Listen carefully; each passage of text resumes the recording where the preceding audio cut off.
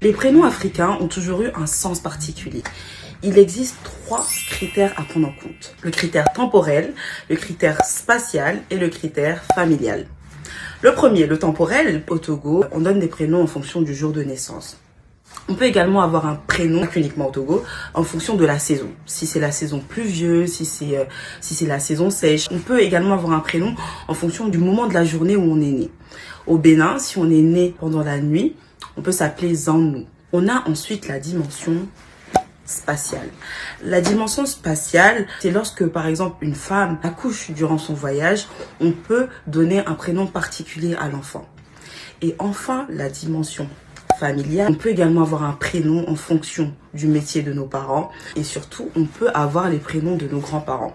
Il faut savoir que les Africains ont toujours eu à cœur de valoriser et de faire cet hommage à leurs ancêtres. On peut donner à l'enfant le prénom de l'arrière-grand-père, on peut donner le nom de la tante, de l'oncle, du cousin, bref, vous avez compris. Qu'est-ce qu'on peut retenir de ces 3 dimensions-là ?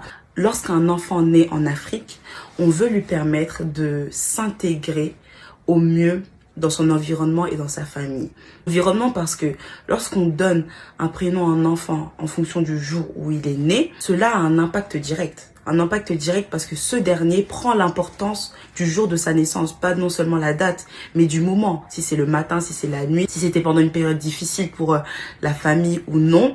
Et son intégration dans la famille, dans le sens où il peut prendre le prénom d'un défunt. Donc, il a ce rôle de poursuivre, pas la vie du défunt, mais de permettre ce respect envers ce défunt-là. Et d'avoir justement lui-même ce respect pour ses anciens. Le problème aujourd'hui, c'est que nous acceptons de perdre cette culture qui est fondamentale au profit de prénoms occidentaux. On accepte la destruction de notre identité parce que lorsqu'on parle de l'identité de quelqu'un, on commence par son prénom et son nom. Donc à partir du moment où la première chose qui est censée te définir dans l'espace en tant qu'Africain, on le jette à la poubelle, toute l'identité est erronée.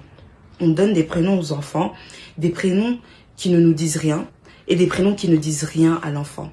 Ce qui va entraîner que l'enfant sera lui-même perdu parce qu'il ne sait pas tout simplement d'où il vient.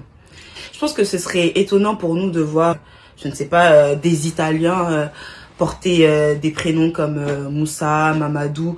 Ce serait vraiment bizarre pour nous, on se dirait mais ils sont bizarres ces Italiens-là. Pourtant nous, on a tellement l'habitude de se donner des prénoms comme Patrick, Lucie, qu'on oublie que c'est complètement déconnecté de qui on est. Si aujourd'hui on veut une Afrique qui renaît de ses cendres, on doit partir de la base. Tu ne peux pas te prétendre africain si tu t'appelles Stanislas.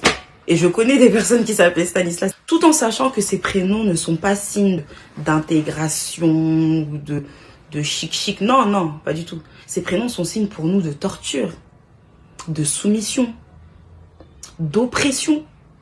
Ces prénoms sont pour l'Africain l'écho de chaînes mentales qui ne veulent pas se briser en fait. Parce que lorsqu'on est esclave, les autres le voient, moi-même je le vois. Mais lorsqu'on est esclave dans nos têtes, les autres ne le voient pas et nous-mêmes nous ne le voyons pas. Et lorsque je parle de prénoms occidentaux, je parle aussi des prénoms arabes parce que c'est encore une fois des prénoms qui nous ont été apportés et pas apportés sur un petit plateau d'or. Non, c'est des prénoms qui ont été imposés, qui ont nécessité des bains de sang. Si je vous dis des prénoms comme Fatoumata, vous allez me dire que c'est africain. Alors que non. Ce sont des prénoms qui sont tout droit issus de la colonisation arabe et tout droit issus de la culture arabe. Fatoumata, c'est Fatima.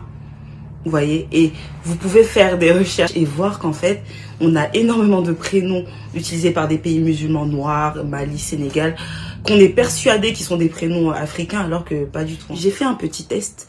J'ai pris 100 personnes dans mon entourage. J'ai recherché tout simplement l'étymologie de leurs prénoms, la signification de leurs prénoms. Et je vous laisse 2 secondes pour deviner le nombre de personnes sur ces 100 noires africaines qui avaient des prénoms originaires d'Afrique.